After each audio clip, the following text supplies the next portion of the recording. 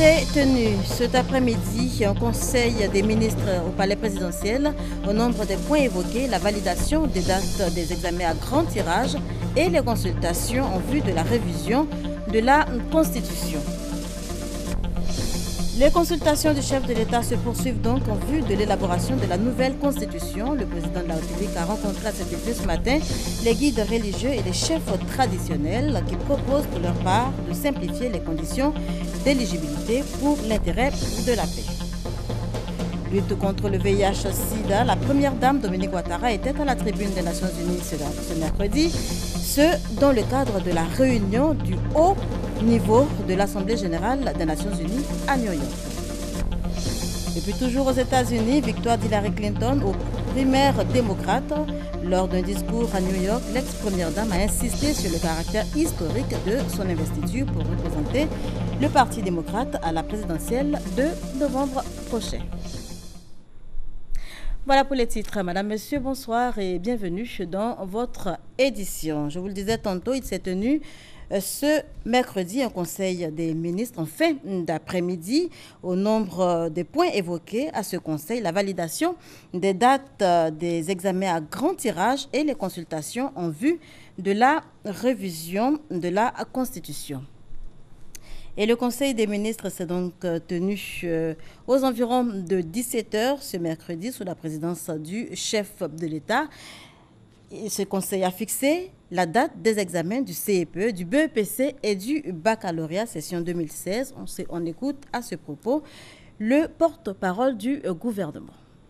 Le calendrier du déroulement des différents examens et concours à grand tirage, à savoir le CEPE, le certificat d'études primaires et élémentaires, le brevet d'études du premier cycle, le BEPC, et le baccalauréat, session 2016, est arrêté comme suit. Mardi 14 juin, donc épreuve écrite du CEPE. Mercredi 15 au samedi 18 juin 2016, épreuve orale et pratique du BEPC. Lundi 20 au vendredi 24 juin, épreuve écrite du BEPC. Mardi 28 au vendredi 8 juillet, épreuve orale et pratique du baccalauréat. Du lundi 11 au vendredi 15 juillet, épreuve écrite du baccalauréat.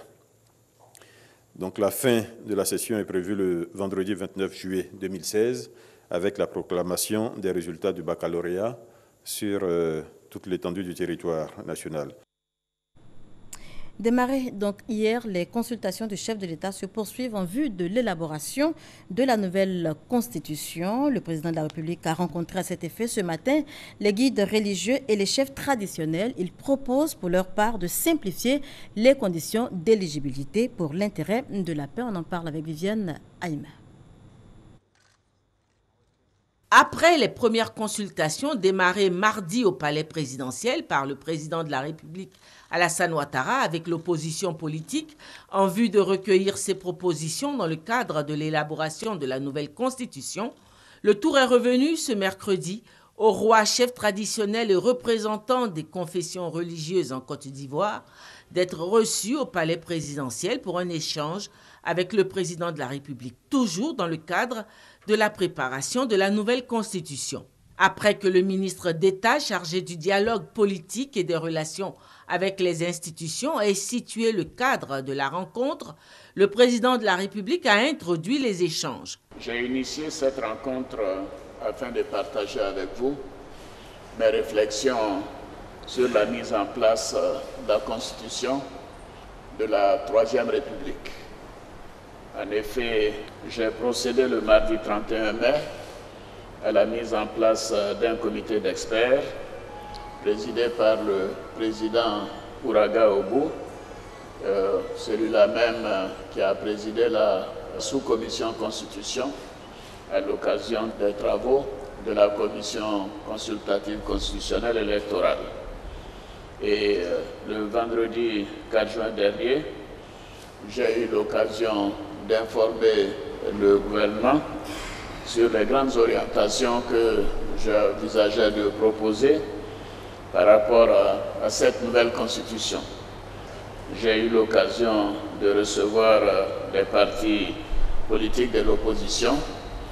La semaine prochaine, je recevrai les partis membres du RHDP. Et demain, je rencontrerai la société civile, y compris les mouvements de jeunes et de femmes.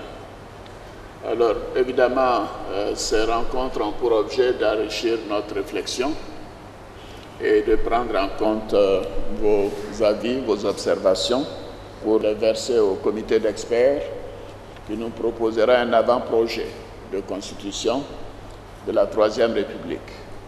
Ce document pourra ainsi être étudié par le gouvernement avant d'être envoyé à l'Assemblée nationale pour examen à son tour.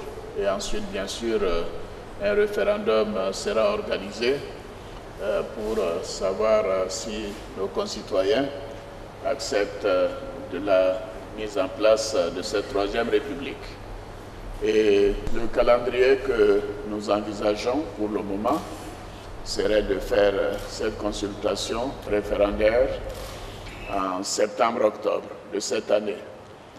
Je rappelle qu'en réalité, cette consultation, ne serait-ce que pour les modifications de la Constitution à la suite de la crise que nous avons vécue, aurait dû avoir lieu depuis 2003. Donc cela fait 13 ans bientôt. Les échanges entre le chef de l'État et les rois chefs traditionnels et représentants des confessions religieuses se sont déroulés à l'écart de la presse. À la fin, les participants ont posé pour une photo de famille avec le chef de l'État. Quelques réactions de participants. D'abord, nous allons commencer par dire qu'à notre avis, dès lors que la Constitution ne prévoit pas de manière formelle les procédures d'élaboration d'une nouvelle Constitution, il ne reste plus que la volonté politique qui va finir par aboutir à l'expression de la volonté du peuple. Et dans ces conditions-là, le président de la République peut, de manière tout à fait valable, prendre l'initiative de l'élaboration d'une nouvelle constitution. S'agissant des conditions d'éligibilité, nous avons pensé qu'il fallait vraiment les simplifier dans l'intérêt de la paix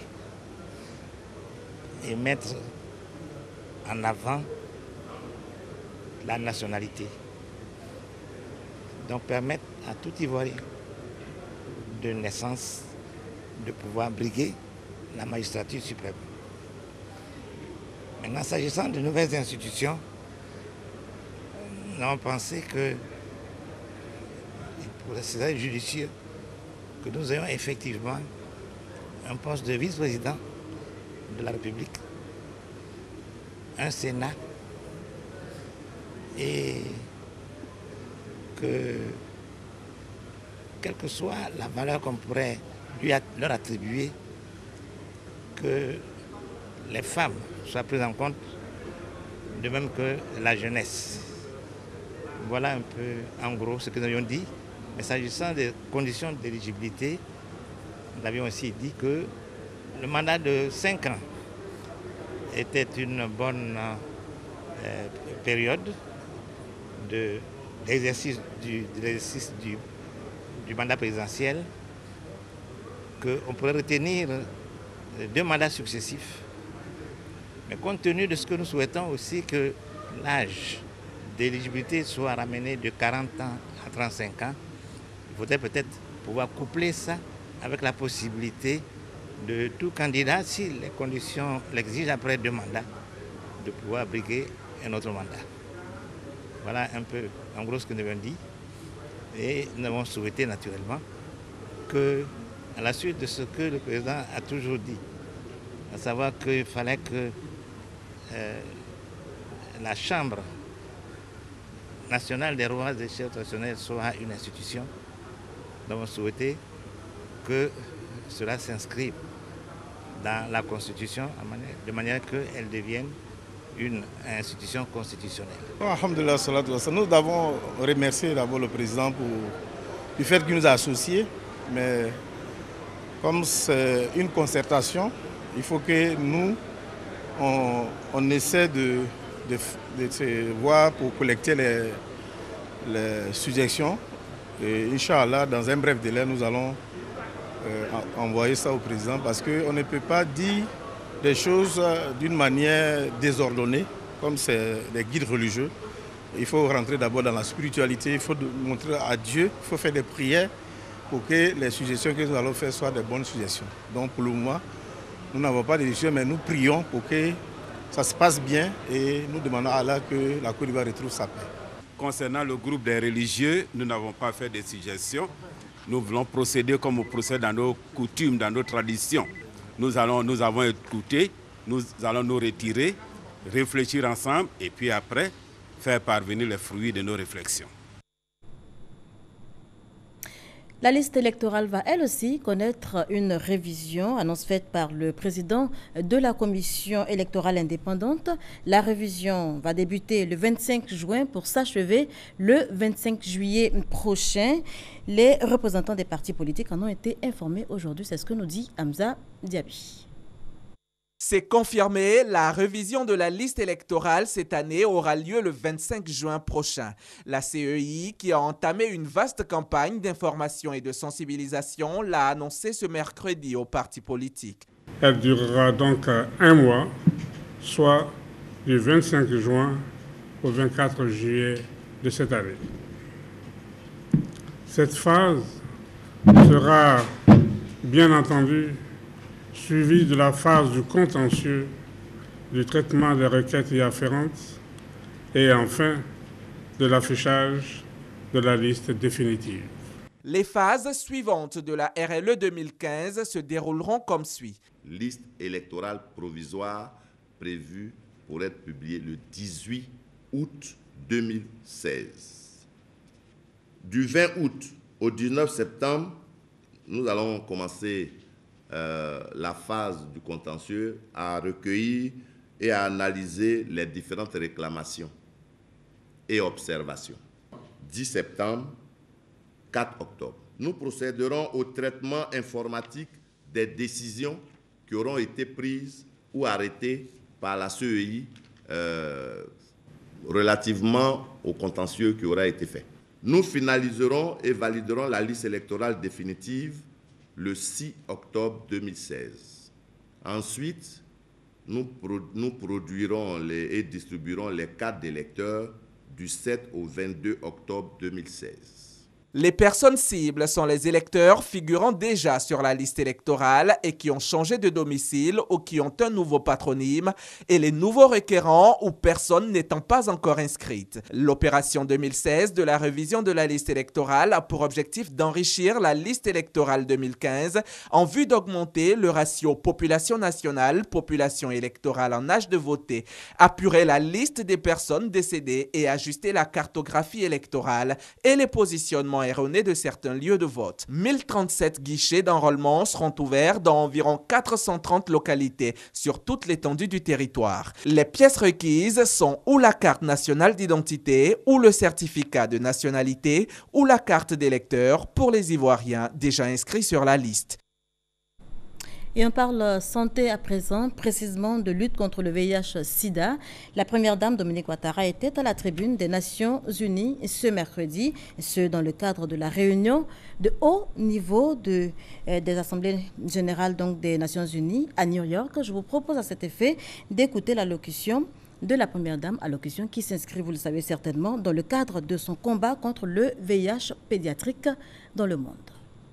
Mesdames et messieurs, je suis très honorée de prendre la parole devant cette auguste assemblée, au nom de mon pays, la Côte d'Ivoire, et en ma qualité d'ambassadeur spécial de l'ONU-SIDA à l'occasion de cette réunion de haut niveau. Avant tout propos, permettez-moi de vous transmettre les chaleureuses salutations du président de la République de Côte d'Ivoire, son Excellence M. Alassane Ouattara. Cette rencontre est d'une importance capitale pour nos pays, puisqu'elle a pour objectif d'arriver à relever les défis encore existants pour mettre fin à l'épidémie du sida dans le monde.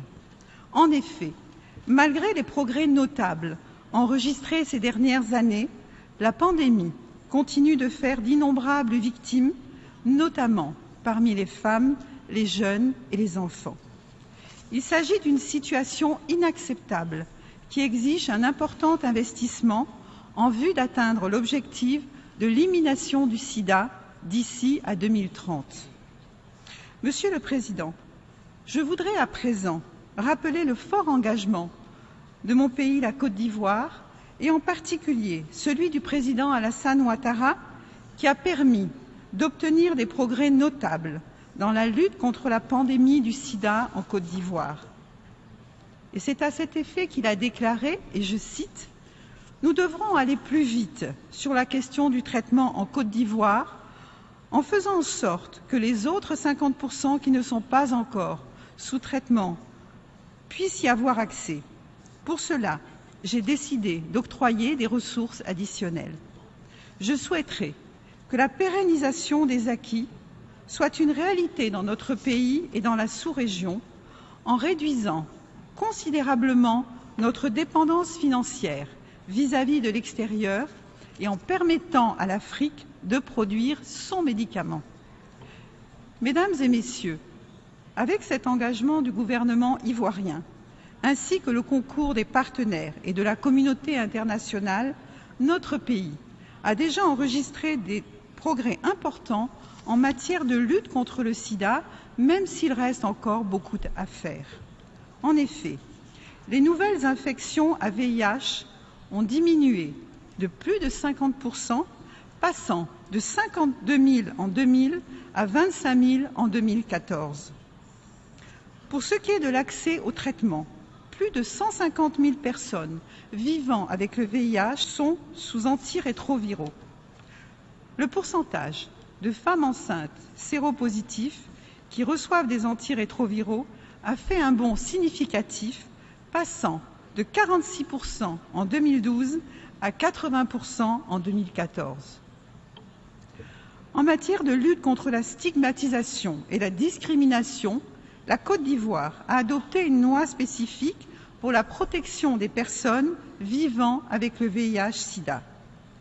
L'obtention de ces résultats notables a d'ailleurs suscité la réaction de M. Michel Sidibé, directeur exécutif de l'ONU-Sida, qui a déclaré « La Côte d'Ivoire peut être l'un des premiers pays de l'Afrique de l'Ouest à éliminer la transmission du VIH de la mère à l'enfant avec un peu plus d'efforts. » Mesdames et messieurs, en ce qui me concerne, j'en appelle à la construction d'un partenariat mondial fort en vue de mettre en œuvre des actions coordonnées et en synergie pour qu'au cours des prochaines années, nous puissions venir à bout de l'épidémie du sida.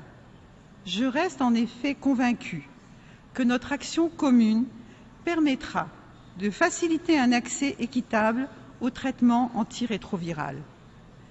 Cette étape est vitale pour combler le fossé pédiatrique du traitement du VIH et constitue un des piliers de l'objectif de l'ONU-Sida, à savoir 90% d'enfants dépistés, 90% d'enfants sous traitement, 90% de charges virales supprimées.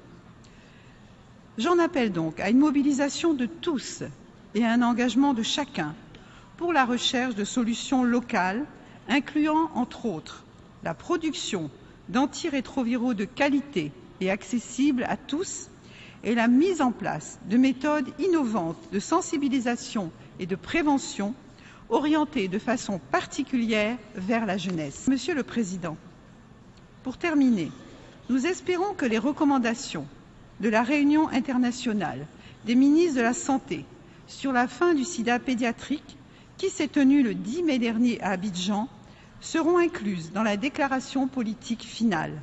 Il s'agit d'une contribution majeure de l'Afrique qui manifeste ainsi son engagement et la grande priorité qu'elle accorde au traitement pédiatrique du VIH. Voilà, c'était donc la première dame Dominique Ouattara à la tribune des assemblées ONU-SIDA. Et on change complètement de sujet pour dire que le groupe financier Standard Chartered Bank entend prendre une part active dans le développement de la Côte d'Ivoire. Son directeur régional Afrique-Moyen-Orient s'est donc entretenu ce mercredi avec le chef du gouvernement, Daniel Cablon-Decamps. Le compte rendu de Herman Guivet. Sunil Kossal, Le directeur régional Afrique et Moyen-Orient du groupe Standard Chartered Bank au cabinet de la primature ce mercredi pour une rencontre avec le chef du gouvernement Daniel Kablan-Duncan. Objectif de cette rencontre, féliciter le gouvernement ivoirien pour les progrès remarquables observés ces dernières années en matière de croissance économique, mais aussi féliciter le gouvernement pour les réformes entreprises dans le domaine de la bancarisation. Des entretiens qui ont également porté sur l'appui financier du groupe au projet de développement de la Côte d'Ivoire. Les discussions ont porté essentiellement sur les financements des besoins de la Côte d'Ivoire et comment améliorer le niveau de collaboration entre notre institution et l'État de Côte d'Ivoire. Nous pensons investir dans un certain nombre de projets d'infrastructure, de transformation des matières premières en Côte d'Ivoire. Le nombre de projets à financer sont très importants et nous avons un appétit considérable pour financer ces projets. Standard Chartered Bank entend renforcer sa présence en Afrique, mieux en Côte d'Ivoire. La banque qui figure parmi les 30 plus grosses capitalisations boursières britanniques vient d'annoncer son intention de lancer des plateformes de services mobiles et en ligne dans plusieurs pays africains. Ouverture ce mercredi du 2e forum ministériel africain pour accélérer l'intégration des TIC dans l'éducation et la formation. Près de 160 experts participent à cette rencontre. Au cours de la cérémonie d'ouverture, un protocole d'accord a été signé. Les enjeux avec Herman Guivet. Internet est aujourd'hui une plateforme d'information et de communication incontournable, selon les experts en communication. Comment faire de cet outil de communication et d'information un puissant outil de formation? En d'autres mots, comment intégrer les techniques de l'information et de la communication dans l'éducation et la formation de l'apprenant? C'est à cette question importante pour les futures générations que tenteront de répondre pendant 2 jours plus de 160 experts du domaine des TIC et de l'éducation au cours de ce 2e forum ministériel africain portant sur l'intégration des TIC dans les programmes de formation. La grande et noble ambition du président de la République de faire de la Côte d'Ivoire un pays émergent à l'horizon 2020 prend largement en compte l'intégration des TIC dans l'éducation et la formation pour sa réalisation. Cette politique s'inscrit d'ailleurs dans la vision de feu le président Félix Houphouët-Boigny qui disait à peu près ceci: si la Côte d'Ivoire a raté la révolution industrielle, elle ne doit pas rater la révolution informatique. Adapter l'école à l'univers de l'apprenant afin de tirer le meilleur de lui. Voici la mission principale de ce forum. Il y a beaucoup d'espoir à placer dans les TIC, notamment dans l'éducation, en traitant l'ensemble du système. Nous avons exposé ici l'université virtuelle du Sénégal, dont le modèle est unique aujourd'hui en Afrique, puisque c'est une université virtuelle qui intègre ce que nous appelons des terminaux physiques, que l'on appelle les espaces numériques ouverts. Dans un monde en perpétuel mouvement, les technologies de l'information et de la communication brisent les frontières, lèvent les barrières.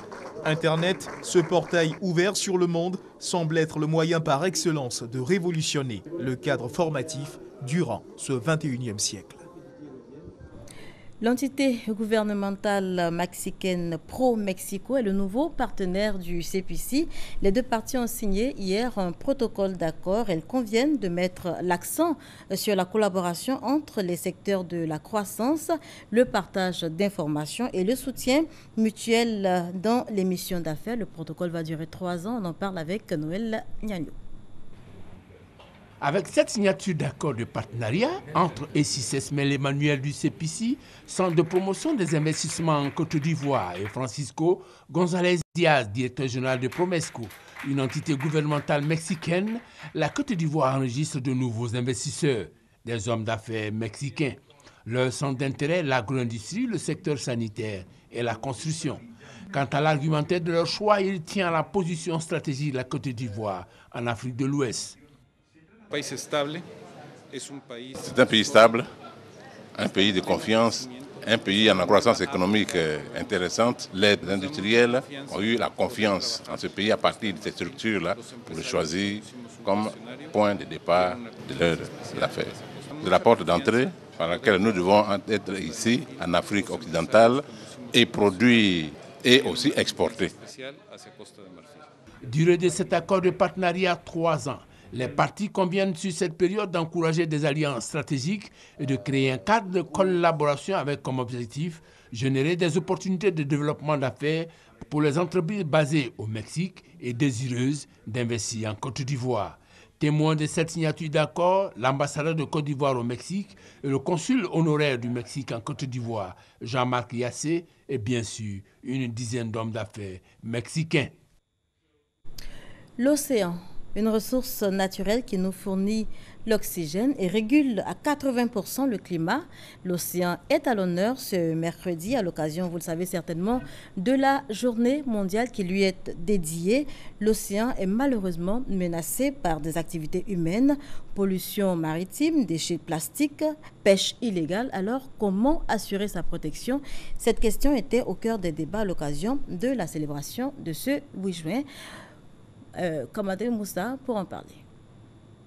Avec un littoral long de 522 km, la Côte d'Ivoire fait partie des pays africains qui disposent d'un riche potentiel maritime.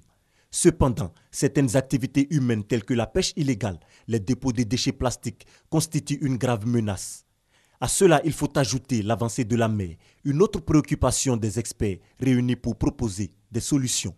Les scientifiques ont des résultats, ils ont des propositions de solutions et en échangeant avec eux, en interaction avec les différents acteurs, il peut ressortir de ces échanges un certain nombre de recommandations qui vont aider les décideurs à prendre les meilleures solutions innovantes et durables et de faire en sorte que l'océan soit protégé. La question de la protection de l'océan et de la mer demeure une problématique mondiale. Ce panel scientifique bénéficie du soutien des agences du système des Nations Unies. On peut avoir de très bonnes lois, une très bonne réglementation, mais si elle n'est pas mise en œuvre, ça ne va pas nous amener très loin. Donc, notre rôle de partenaire, c'est d'accompagner les gouvernements, c'est d'accompagner les différentes parties prenantes et notamment la recherche également, donc les scientifiques, dans les solutions aux problèmes. 71% de la surface de la Terre est recouverte par l'océan. Cette ressource naturelle fournit de l'oxygène et régule le climat. Le 8 juin marque la célébration de la Journée mondiale de l'océan, une occasion pour sensibiliser à une meilleure gestion de l'océan.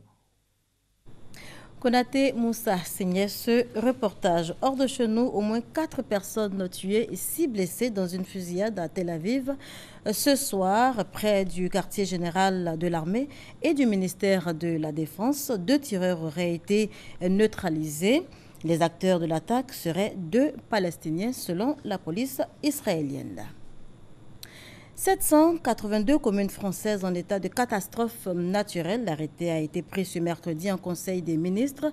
Cette reconnaissance permettra d'accélérer l'indemnisation des victimes par les compagnies d'assurance. Hugues Hervé-Pli. Cet arrêté de catastrophe naturelle a fait suite aux inondations exceptionnelles qu'a connues la France la semaine dernière.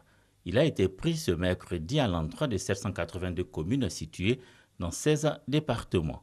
Cette décision permettra aux habitants des communes concernées d'être rapidement indemnisés par les compagnies d'assurance.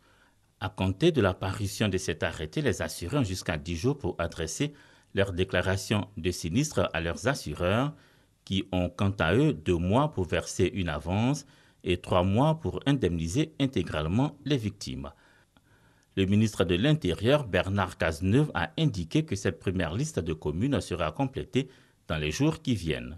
958 dossiers ont été examinés, il reste 138 dossiers à examiner qui le seront la semaine prochaine. Et par conséquent, nous sommes dans la tenue des engagements qui avaient été pris par le président de la République et le Premier ministre. Par ailleurs, un fonds d'urgence de 30 millions d'euros destiné aux sinistrés ayant des besoins urgents a été débloqué. La gestion de ce fonds a été confiée au préfet. À ce stade, l'Association des assureurs a évalué le montant final des dommages assurés occasionnés par les inondations à un montant compris entre 900 millions et 1,4 milliard d'euros. Hillary Clinton, candidate démocrate à la présidentielle prochaine aux États-Unis, c'est désormais effectif après donc sa victoire aux primaires démocrates. L'ex-première dame a insisté lors d'un discours à New York sur le caractère historique de son investiture pour représenter donc le parti démocrate à la présidentielle de novembre prochain. Sylvie Touré pour en parler. Son ticket pour l'investiture démocrate est arraché ce mardi, ou peut-être bien avant. Mais une chose est sûre, à l'issue du dernier Super Tuesday, Hillary Clinton franchit la barre des délégués nécessaires pour briguer la magistrature suprême. Vos efforts nous ont donné une solide majorité des votes, des victoires dans la majorité des primaires et après ce soir, la majorité des délégués. Une victoire historique. Pour la première fois, une femme pourrait diriger les États-Unis, le pays le plus puissant au monde. Si l'ex-première dame a réussi à se défaire de son challenger, Bernie Sanders, sur le chemin qui mène à la Maison-Blanche se dresse un autre obstacle et non des moindres, le candidat républicain Donald Trump, qui a réussi à déjouer tous les pronostics et la candidate démocrate en est consciente. Nous pensons que nous sommes plus forts ensemble. Les enjeux de ces élections sont élevés et le choix est clair. Donald Trump a un tempérament inadapté au poste de président et de commandant en chef. Le chassé-croisé observé entre les deux candidats lors des primaires fait désormais place à un duel. Le sprint final pour la Maison-Blanche s'annonce épique.